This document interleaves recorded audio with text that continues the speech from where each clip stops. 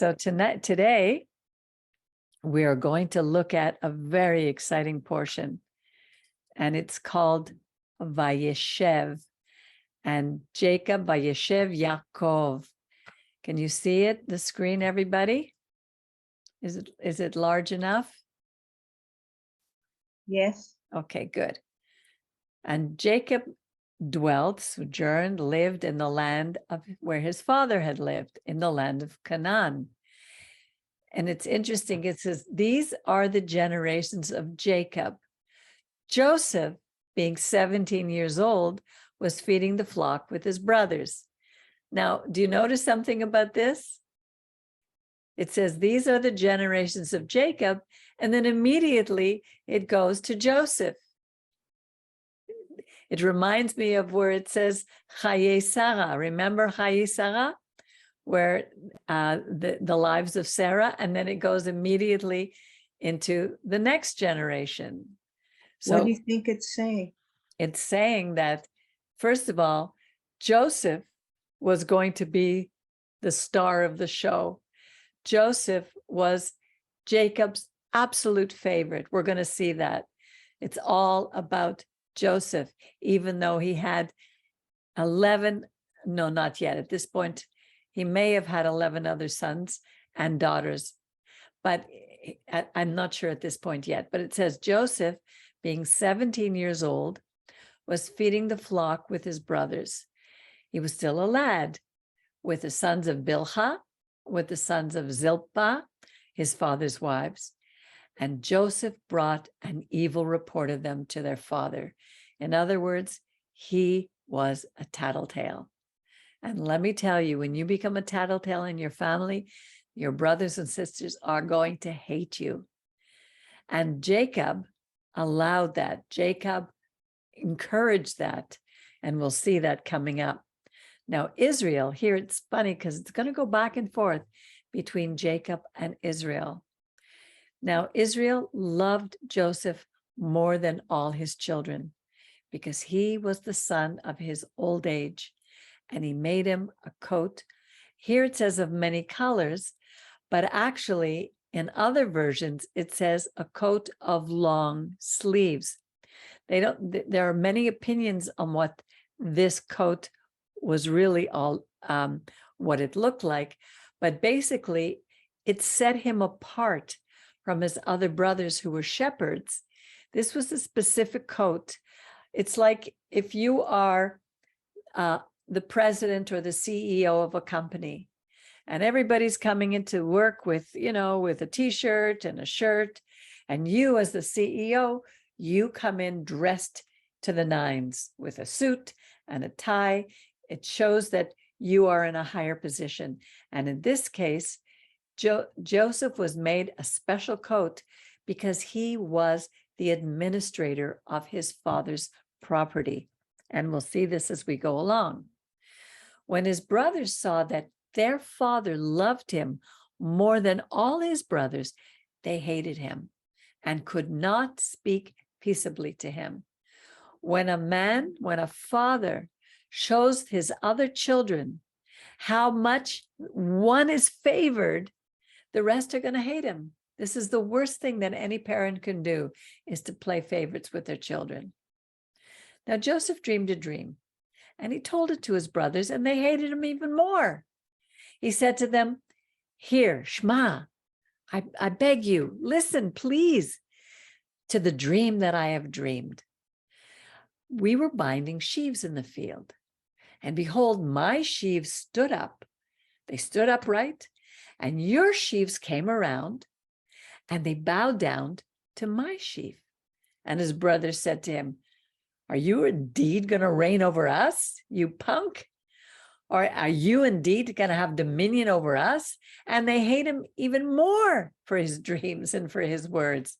This little boy was so spoiled and so arrogant. He didn't hold on. It's secret to the dream, let me tell you. It may have been done in an innocent way, but I think he was like sticking it to his brothers. And he dreamed another dream, and he told it again to his brothers. "I have dreamed another dream. The sun and the moon and 11 stars bow down to me. The sun representing the father, the moon representing the mother, and 11 stars representing his brothers. And he told it to his father and to his brothers. And his father gave him heck, rebuked him, and said to him, what is this dream that you've dreamed? Am I and your mother and your brothers indeed going to bow down to you on this earth? Or to the earth? And his brothers envied him. But his father kept the saying in mind. His father thought about it because Jacob understood that God has a way of speaking to us in our dreams. And his brothers went to feed their father's flock in Shechem, which now belonged to them because of what happened the last time. And Israel said to Joseph, aren't you brothers feeding flock in Shechem? Come, let me send you to them. And he said, Hineni, here I am. Now, to me, this is an absolute crazy thing that Jacob, knowing how his brothers felt about him, would send him to literally to bring another report. And he sent them alone, this young boy, to go to his 11 brothers. And he said to them, go and see whether it is well with your brothers and well with the flock, and bring me a report. So he sent him out of Hebron, and he went to Shechem. Now there was a certain man who found him there, and he was wandering in the field. I guess he got lost, and this man shows up. Nobody knows who he was. And the man asks him, what are you looking for? And he said, I'm looking for my brothers. Tell me, please, where they're feeding the flocks. And the man said, they have gone away from here, for I heard them say, let us go to Dotan. And Joseph went after his brothers and found them in Dotan. And when they saw him from afar, and before he came near them, they conspired against him to kill him.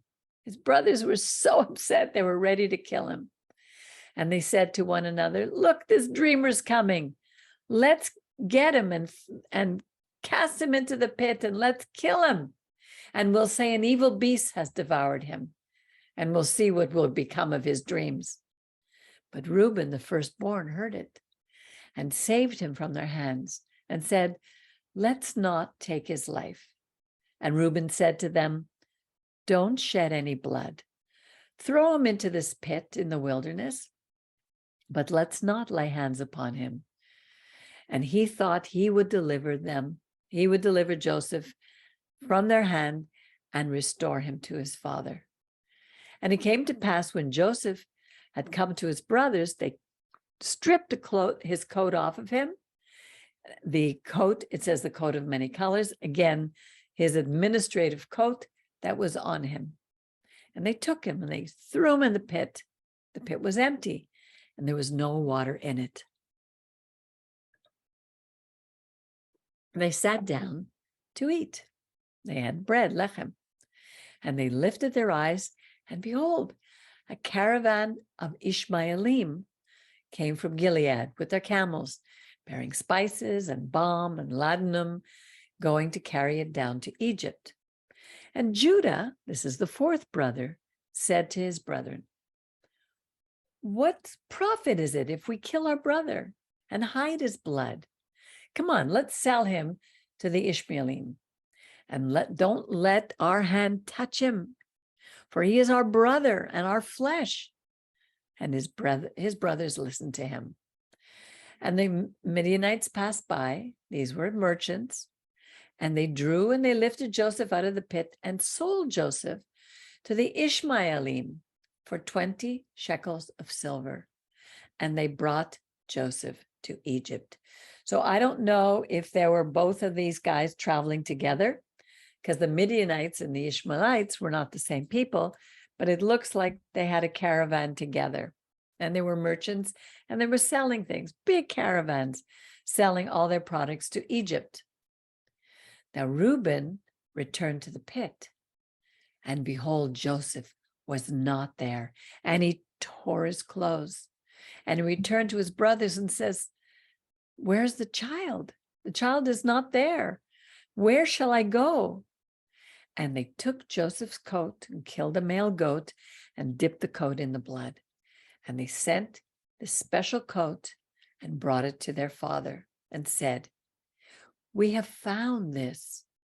Do you know whether it's your son's coat or not? And he knew it, that it was. And he said, this is my son's coat. An evil beast has devoured him. And Joseph is without doubt torn to pieces. And Jacob tore his garments, which is where we get this idea of cutting the piece of our garment when someone in our family dies. I never really knew it came from this. Yeah, it came from this. Just one question: Why would Jacob, who sent any son but his favorite son out alone to Hebron? Very good question. Unless it wasn't really that dangerous, I don't know. He never would have imagined that his sons would do that. Yeah. He was so blinded by Joseph that he really didn't pay attention to the other boys, obviously.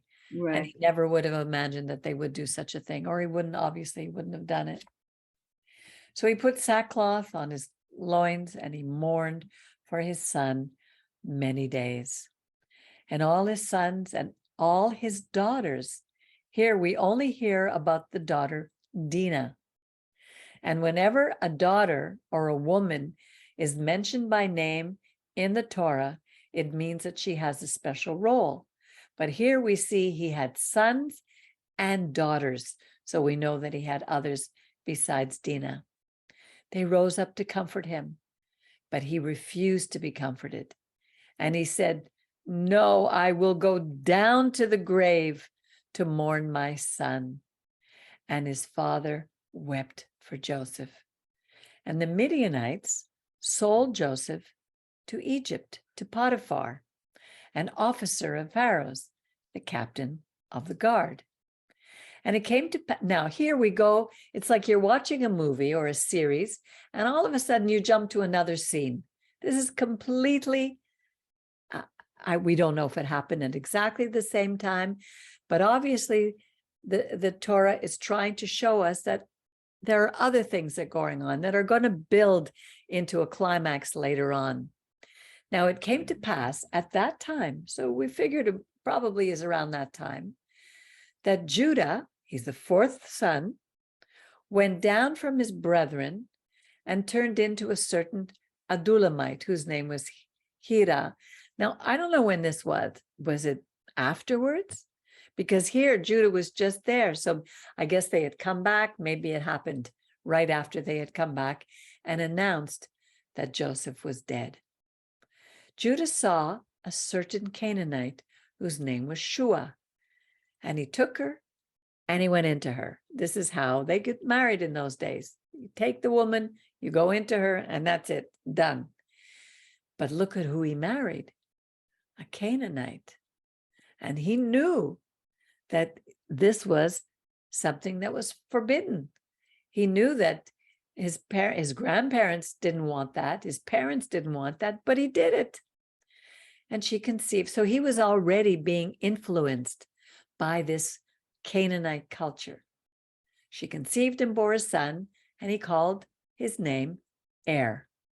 And she conceived again and bore a son, and she called his name Onan. And she bore another son and called his name Shelah. He was at Cheziv when she bore him. Now Judah took a wife for Er, his firstborn, and her name was Tamar. And Er, Judah's firstborn, was wicked in the sight of the Lord, and the Lord slew him. Remember, when you're born into a culture where the women do not know God, and they bring you into their culture, then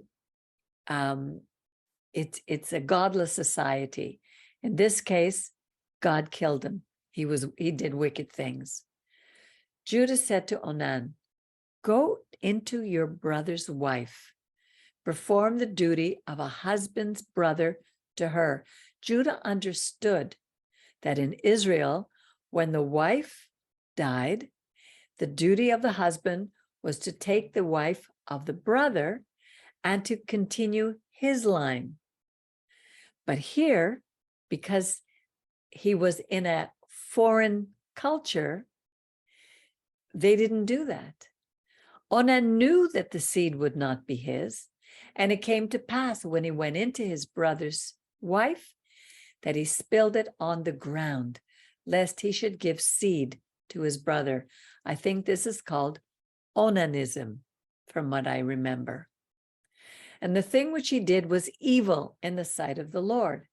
And people interpret it's really wrong, but a lot of people, or Christians, from what I've heard, onanism has to do with masturbation, and the sin of Onan wasn't masturbation. No. That's another subject. It was about the seed not being, as you said, it's not. He's not the one to bear the seed. Exactly. He was willfully disobedient to the fact that his brother's line needed to continue. It had nothing to do with spilling seed outside on the ground.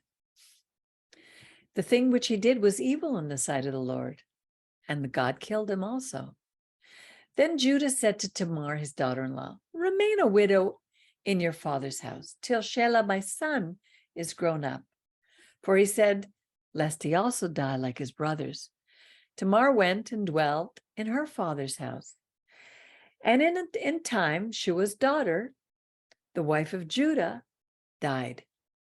And Judah was comforted and went up to his sheep shearers to Timnah, he and his friend Hira the Adulamite, and was told to Tamar, saying, behold, your father-in-law is going to Timnah to bear his sheep. Now, he was afraid to give Shelah to her because he was afraid that Shelah would also die and he would lose all his sons. But Tamar took off her garments of her widowhood. She covered herself with her veil. She wrapped herself up and sat at the entrance of Enaim, which is on the way to Timnah. For she saw that Shelah was grown up and she was not given to him to wife. When Judah saw her, he thought that she was a harlot, for she had covered her face. And he turned to her by the way and said, come, please, let me come into you. He didn't know that she was his daughter-in-law. And she said, what will you give me so that you may come into me? And he said, I will send a kid of the goats from the flock. And she said, will you give me a pledge until you send it? And he said, well, what pledge should I give you? And she said, your signet, your cord, and your staff that is in your hand. And he gave them to her and came into her, and she conceived by him. So obviously she knew that it was her time of month. She planned it very carefully. And she took those things for a reason, which we'll see. And she got up and she went away. She took off the veil from her. She put back on the garments of her widowhood. And Judah sent the kid of the goats, which he had promised by the hand of his friend, the Adulamite, to receive the pledge from the woman's hand, which was the cord, the signet, and the staff. But she was not there. He didn't find her. And he asked the men of that place, where is the harlot that was at Enaim by the wayside? And they said, there's no harlot here. And he returned to Judah and said, I haven't found her. And also the men of the place said, there's no harlot here. And Judah said, let her take it, lest we be put to shame. Behold, I sent this kid, and you haven't found her. Came to pass about 3 months later that Judah was told, Tamar, your daughter-in-law, has played the harlot, because obviously she already started to show that she was pregnant. Moreover, she is with a child by harlotry. And Judah said, bring her to me and let her be burnt. This was not a custom for Judaism. This was not a custom in Israel. You see how assimilated he was becoming, because this was definitely a custom of the Canaanites, that she would be burnt. Later, we see that in Catholicism, they take that same idea, not realizing that this was a pagan practice. Are you saying it's the burnt business that's not Jewish? Exactly. 'Cause Burning, they would stone her, but they would Yeah. not burn her. Right, okay. When she was brought forth, she was sent to her father-in-law, saying, "By the man who these are, am I with child?" And she said, "Take a look, please. Whose are these? The signet, the cords, and the staff." She's got a keppel, I'm telling you. She was thinking, this girl. And Judah acknowledged them. And he said, "She is more righteous than I. For I didn't give her Shelah, my son." But he knew her again no more. That word "knew her" in Hebrew, lo yadata, means in an intimate way, because obviously he knew that that was wrong.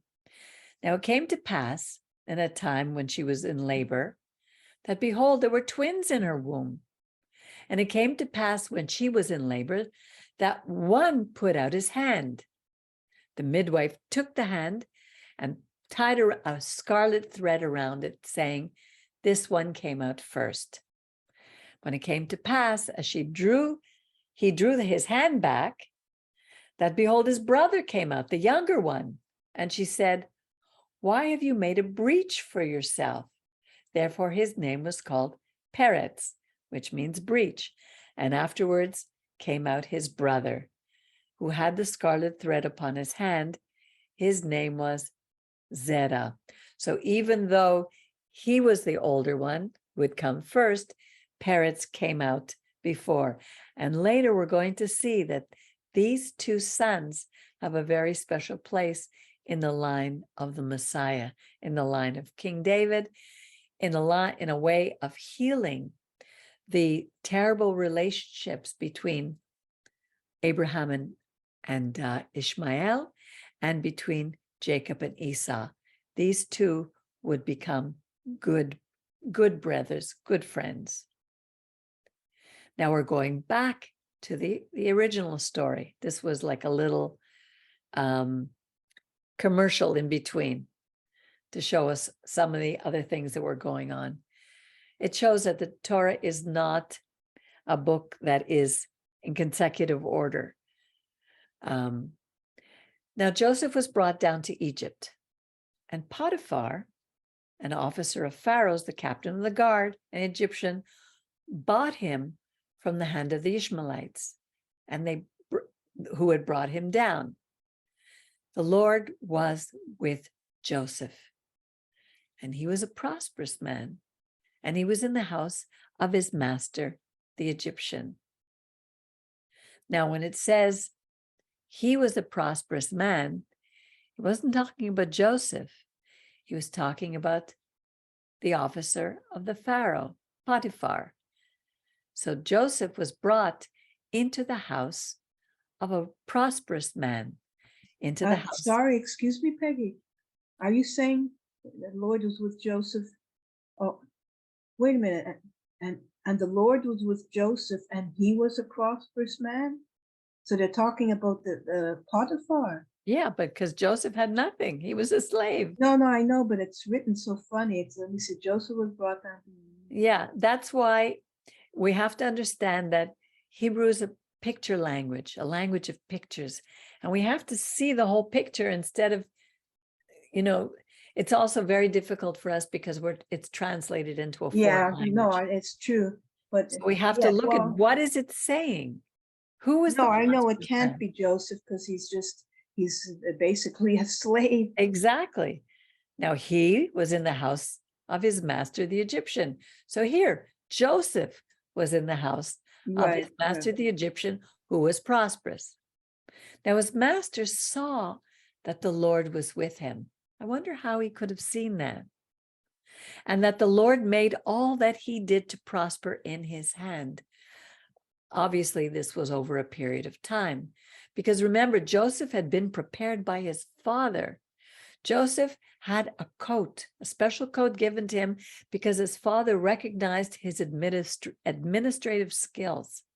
And we're going to see that these administrative skills were put to use and immediately came out in the house of Potiphar.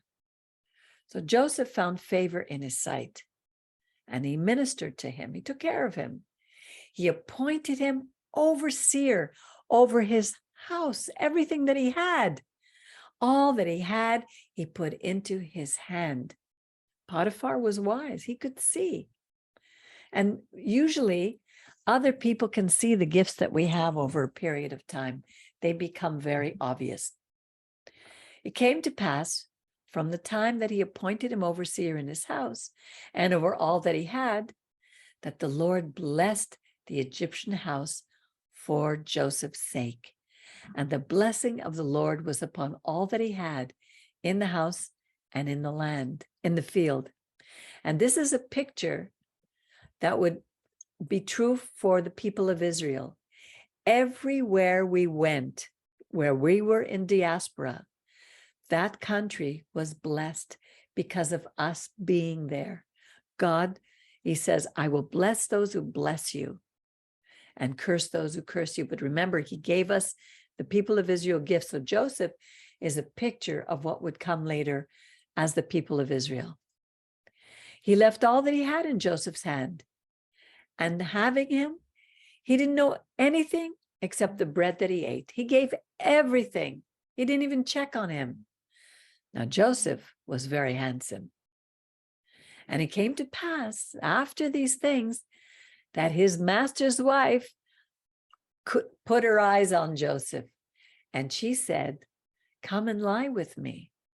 But Joseph refused and said to his master's wife, behold, my master, having me, doesn't even know what's in his house. He put everything that he has into my hand. He is not greater in this house than I am. In other words, I am as great as he is. He's allowed me to be as great as he is. Neither has he kept back anything from me. But you're his wife. How can I do this wicked thing and sin against God? He didn't say against Potiphar. He said against God, because he knew. And it came to pass, as she spoke to Joseph every single day, and that he didn't listen to her, to lie with her, to be with her. Imagine she drove him nuts. Came to pass on a certain day when he went into the house to do his work, there was no one of the men in the house. So obvious she knew, and it kicked everyone out. That she caught him by his garment and said, lie with me. And he left his garment in her hand and he fled. See, this is just an interesting, it's just not really about the passage, but here is Joseph, a good-looking, handsome man, a good form, and all the stuff it says about him.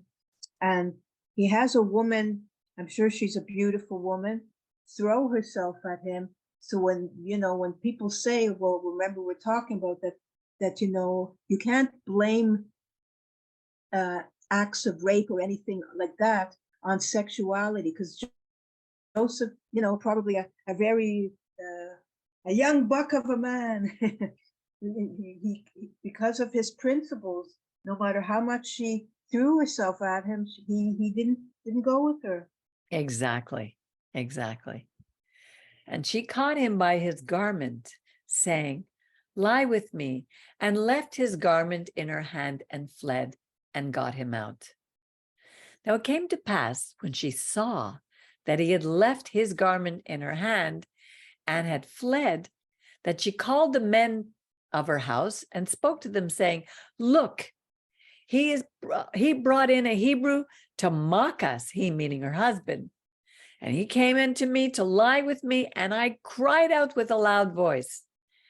And it came to pass, when he heard that I lifted my voice and cried, that he left his garment with me and fled and got him out, ran away.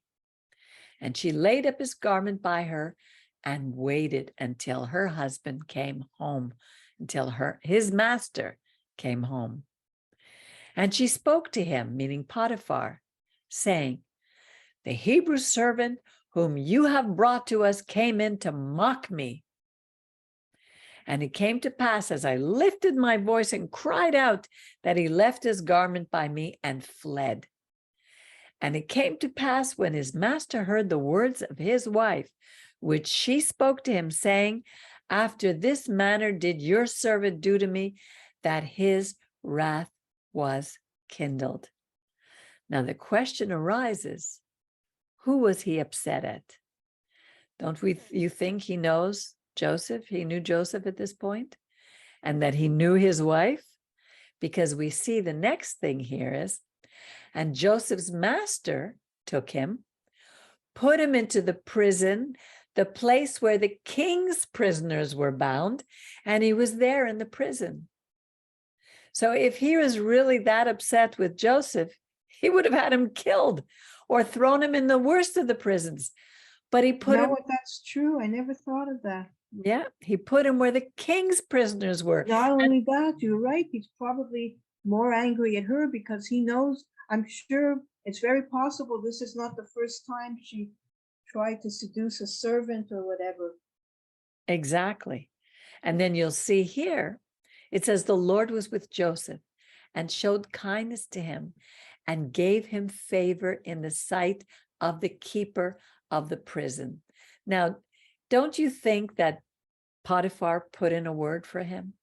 Because the keeper of the prison committed to Joseph's hand all the prisoners who were in the prison. And whatever they did there, he was the doer of it. Potiphar must have spoken to the guy, the keeper of the prison. The keeper of the prison looked not to anything that was under his hand. Exactly the same words that it says about Potiphar.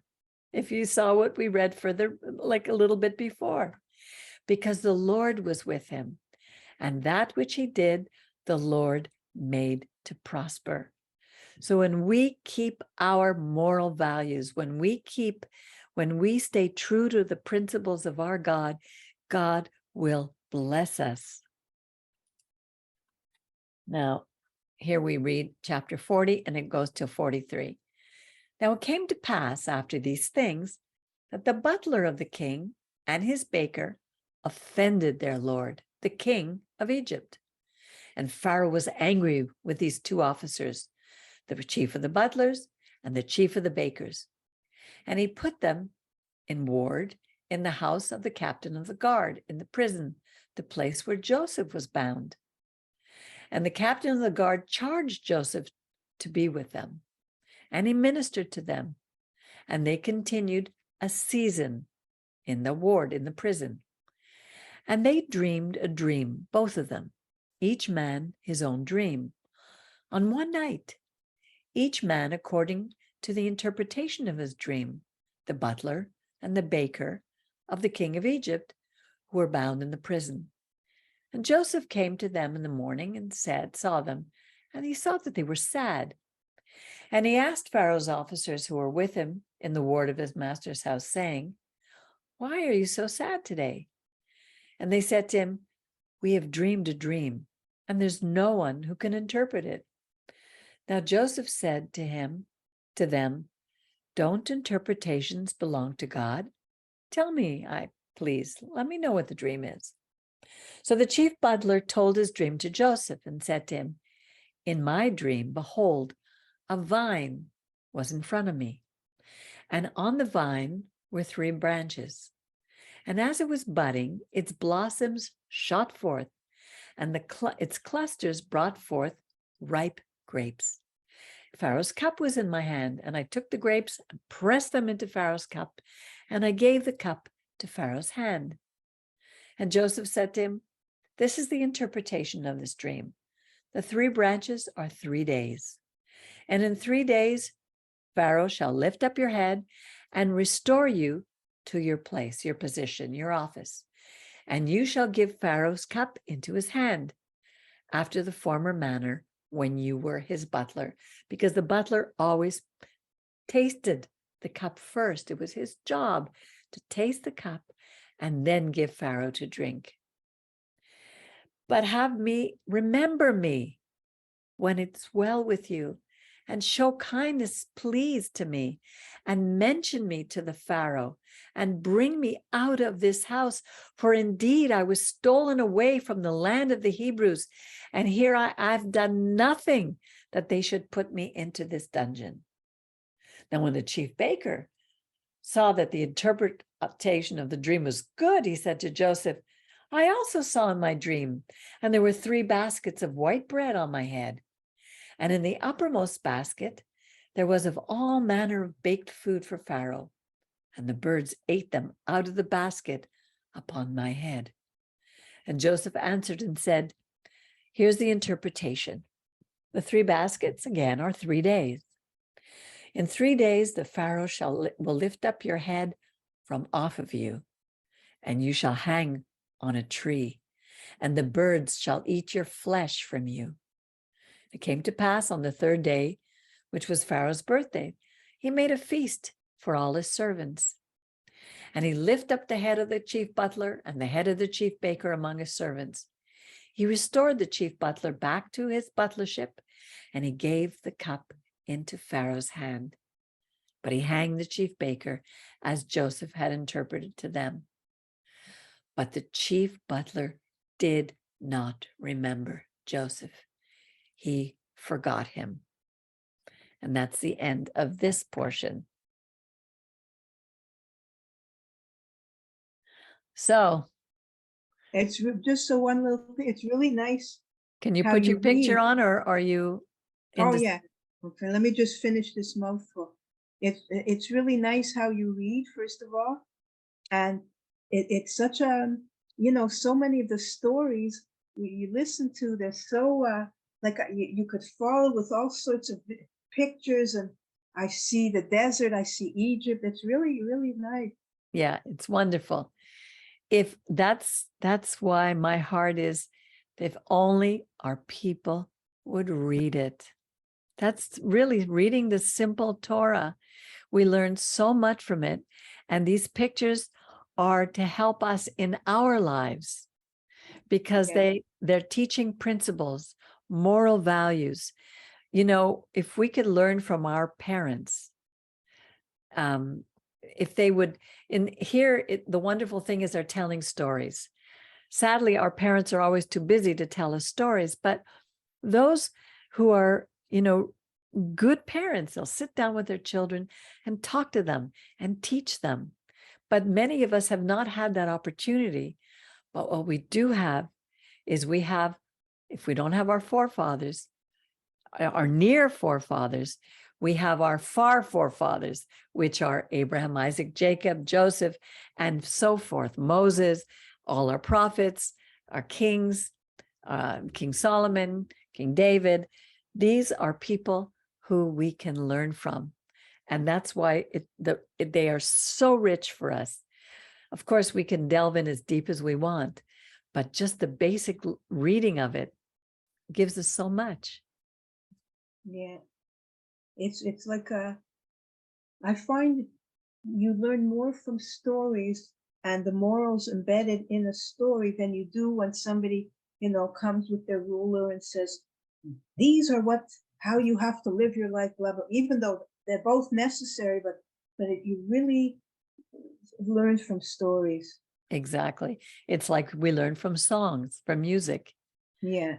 Songs teach us so much, and many of these stories have been put to music, which is something I'm working on doing, and hopefully I won't be discouraged and give up before the end of my project, because I want to do it, but life sometimes just gets in the way. Yeah. We have ideas and we want to do things. Some things get done and some don't, but that's why we sing and we chant our prayers, because the words can be remembered through the music. Right. That's why David sang his stories.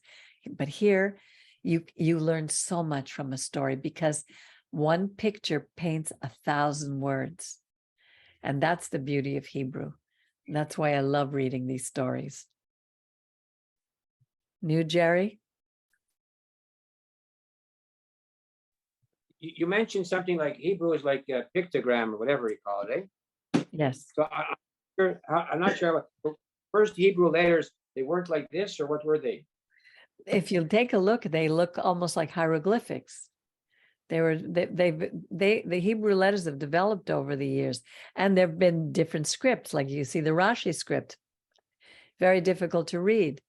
So there's different scripts, but today the modern Hebrew has been a process to develop. But the language itself paints pictures. That's why it has been almost impossible to translate it into other languages.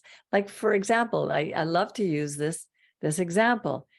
In Yiddish, which is taken from Hebrew, it's taken from German words, but with Hebrew letters, we have expressions like "Hak mir nicht kein Chainik." If you translate "Hak mir nicht kein Chainik" directly, it means "don't hit me with a kettle." But literally, it means "don't bother me," because the picture was in the old kettles, before they had the whistling kettles, you'd put it on the old wood stove, and the top of the kettle, when it was boiling, would start to shake. It would start to make noise, like the kettle was shaking, and it would bother the person to come and take it off because it was boiling. So the picture is, "Hak mir nicht kein Chainik," don't bother me. The kettle was bothering the people to come and take it off the stove. There's a reason for these expressions. And Hebrew is filled with idiomatic expressions that cannot be translated into any other language, like break a leg. You go on stage, you say break a leg. You can't translate that into any other language because it doesn't mean anything. What do you mean break a leg? Apparently, Chinese is also all the languages, it's almost literally a picture language. Yes.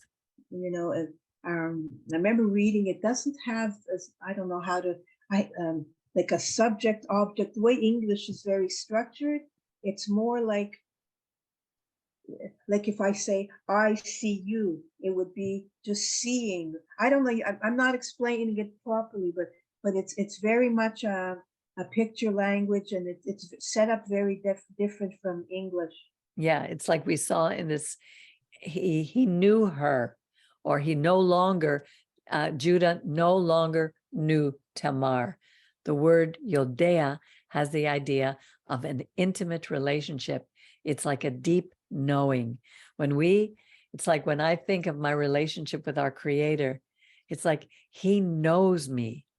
He knows everything about me. There's nothing that I can hide from Him. It expresses intimacy.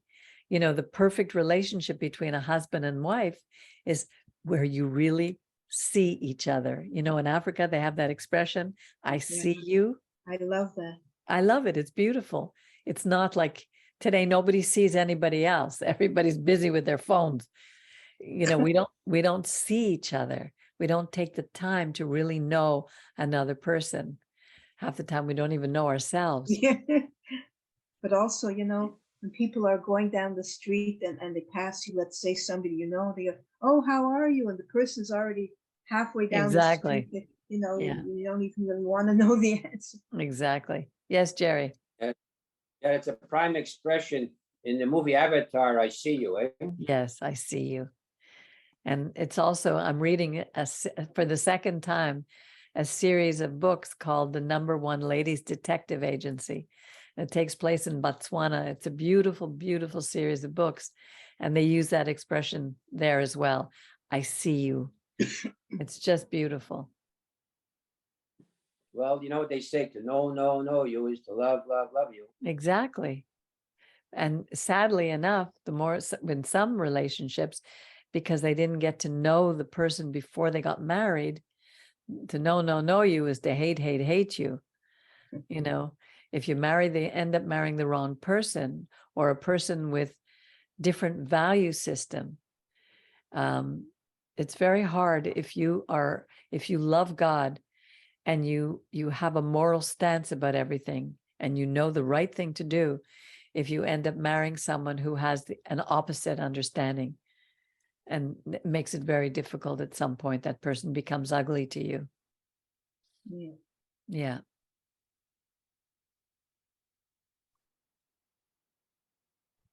Anything else about this that stood out in your mind about Judah, about Joseph?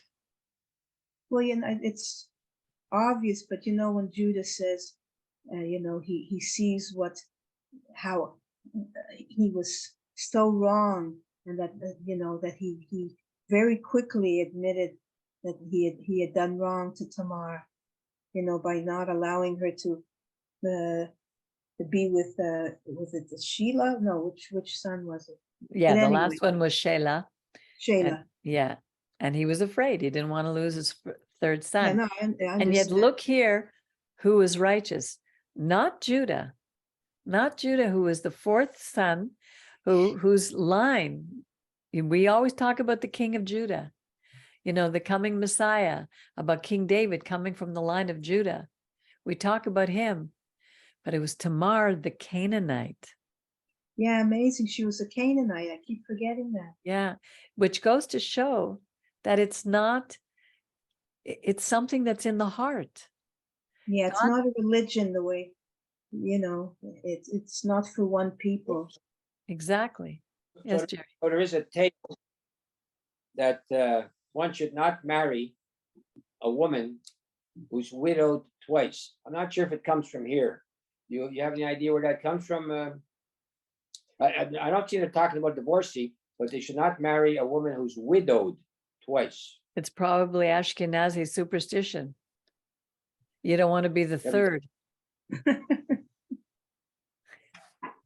Maybe she's been poisoning his food. That's it. I don't think it's the same of a divorcee, but the widow is. Well, what do you think? You're a man. This woman had. Well, you heard.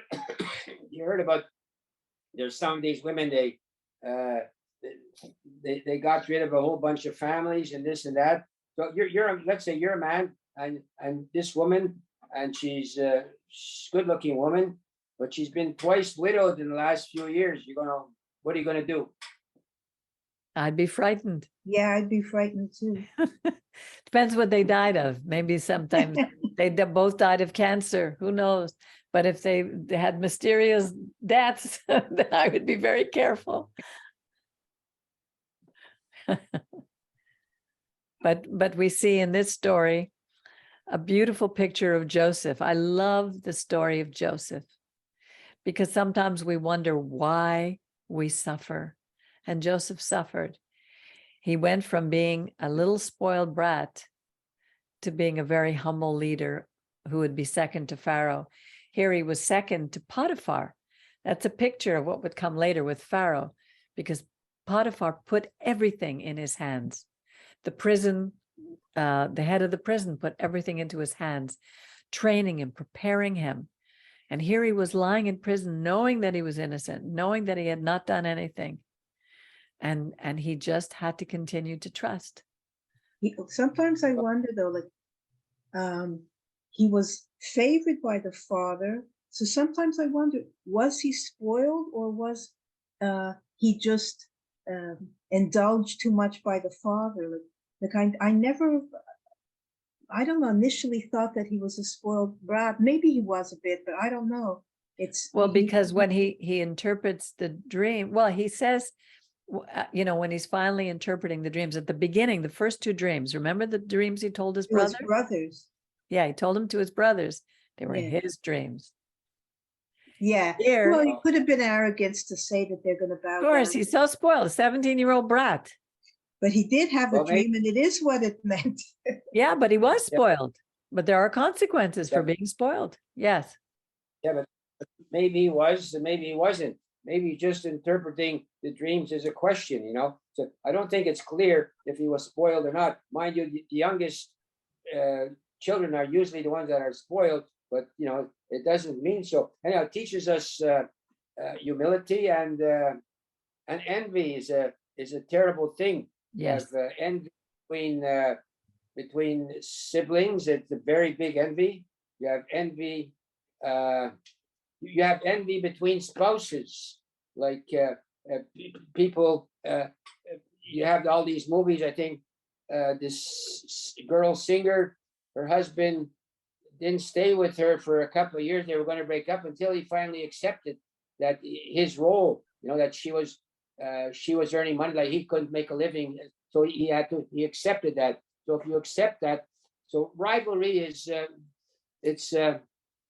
rivalry, not in a bad way. It could be between siblings, between parents and children, between children and parents. The son or daughter could envy if the parents are very successful. The parents could envy if one child is more successful than another child, and they happen to like one particular child. So this whole deal with jealousy and envy is a very big issue, and I guess we're naturally envious, or it's like to live. It's like an instinct of living. So it's well, our it's whole very- walk with God, and the reason he gave us the 10 commandments is so that we know that we can do something with our instincts, with our nature, that with God's help and over a period of time, it's a process. There'll come a time that we envy again, and we just say, I know that this is wrong. God help me. God, please forgive me and help me to do better. Things don't change overnight. Habits die hard. But when you're walking with God, it's like what our rabbi would say, it's like a spiral. And when you know what's right, and the 10 commandments are for us, things for us to aspire to be, not that we're going to succeed, but we have to keep doing it little by little by little. We will never be perfect as long as we live, but we have a God. He's called the God of beginning again. We fail, we go to him, we acknowledge what we've done, and then he allows us to do better. It's an upward spiral. You may go back to the same, what looks like the same thing, like I've done it again. Oh my goodness, how many times am I going to do the same stupid thing? Like the scriptures say, a dog returns to its vomit. And which will you do? Only a donkey doesn't step in the same hole twice. But human beings, we are so dumb. We step in the same hole over and over and go. But each time, it's like taking 2 steps forward and only 1 step back. So each time we have a little more wisdom. Each time we have a little more control. Each time we learn more balance. God gave us these commandments as a how do you say it? As what we can measure. A plumb line. A plumb line, but also we talked about it today with that woman. We need boundaries. These are our boundaries. We know that it's wrong to covet. Coveting is the highest of the envy and the greed and wanting someone, because coveting, you want what that person has and you'll do anything to get it. And that's one of the ailments of this world right now, that people will do anything to get what they think they want. And that's where the dangers lie. But here's the question. Oh, sorry. Finish. Yeah, I just wanted to go back to Joseph for a minute, because the first 2 times, the first 2 dreams that he had, those were his dreams. The second dreams that he interpreted for the butler and the baker, he said interpretations belong to God. He had been humbled, and he knew that it was God who gave him those dreams, even though God gave him the first dreams and they would come to pass one day. Here he was finally acknowledging God, whereas he didn't before. It's interesting though, about things like being humble and not being self-righteous and all that. not being greedy. It's, as you say, it's a spiral, but we can't expect that of ourselves. So to me, the most important thing is not that we start saying, well, I'm not greedy anymore, but really your heart is greedy. You could fool yourself and you can fool others. The point is the desire of your heart. You see, you know that you want to walk with God, that you don't want to be greedy, and you'll just slowly learn to improve your behavior, etc. But you don't suddenly become well, I'm not greedy anymore. Well, That's self-righteous. that's what I learned when I was in Christianity, and they said to me, "Oh, now you're a new creature, you're a new creation. All things have passed away, everything is new." Yeah. All of a sudden, I was supposed to be this new creature because I believed in Jesus. Yeah. And I so wrestled with that. well, it's because it's not true. No, I wrestled with that because of that Exactly. misinterpretation. But even when Shaul said that, he didn't mean that he's no longer a sinner. It's like, you know, if you're standing in a cesspool and somebody or God comes and pulls you up and puts you into a beautiful meadow, you'll say, well, I'm a new creature, but you're not really, you're in a new place. Right. You know, and the place is a walk with God, whereas before you weren't walking with God. That's to me what Exactly. a new creature is. And believe it or not, what happens then when you realize that you're walking with God is that now you know that you have a choice. Yeah, You have the power to make better decisions. right. It's like your eyes have been opened, the scales have fallen off your eyes. You're like the Bible says, it says in the Tanakh, they have ears, but they cannot hear. They have eyes, but they cannot see. And there's something about walking with God that suddenly you see and suddenly Yeah. you hear. And it's beautiful. But even that's a process. I mean, What's beautiful sometimes, like the other night, going through my usual sort of musings with myself, and I don't know, feeling some jealousy about certain things, and I was just going on and on. I was starting to, you know, batter myself in the sense that this is going to stop, blah blah blah. And then I just sort of stopped, and I said, my heart isn't to feel those things. I feel them, let it pass like water over a bridge. I don't want to feel those things. And I say, but God is the God of beginning again. And God is the one who knows that I don't want to have those feelings, you know, but I don't have the power really to just say, okay, go away. But something felt so good when I saw, gee, like I don't have to control everything. You know, when I said to you, I don't know what it was, a couple of years ago or last year, we said, who do you think you are? exactly. Like about trying to be so good. And we can't. We We can. do what we can, but it's more important the intentions of your heart. Yes. Because sometimes I feel such a pressure. I look at the world. To me, the answers to the ailments of the world are simple. Just for everybody, if everyone followed the 10 Commandments, if every government had in it its priority to teach the 10 Commandments to all their children, to bring the 10 Commandments into people's homes, to live the Torah, oh, the world would be a better place. And a lot of the things that are such a mess now would just slowly dissipate. It was like, you know, we're going at everything backwards. And then I feel this tremendous pressure, like I have this thing I have to do.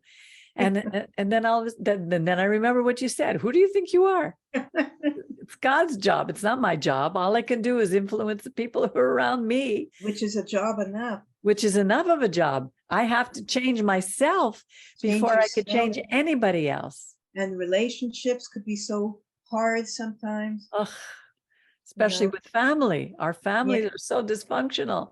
Yeah. And they remind us who we are. It's beautiful. Every time I feel too good about myself, my family comes into play. And then I realize who I am and all the mistakes that I've made. The goodness of reality too, that, you know, you bumble along. Well, there's Shulman. Hello, Baruch. Forsuk. What did you say? Forsuk. Forsuk what? What you were talking about before you started the lesson. Yeah. It has to do with whatever it was, is. Like the world being 6 years, 100,000 years old because of the Jewish year, and the Christian year is only 2,000 years old. Okay.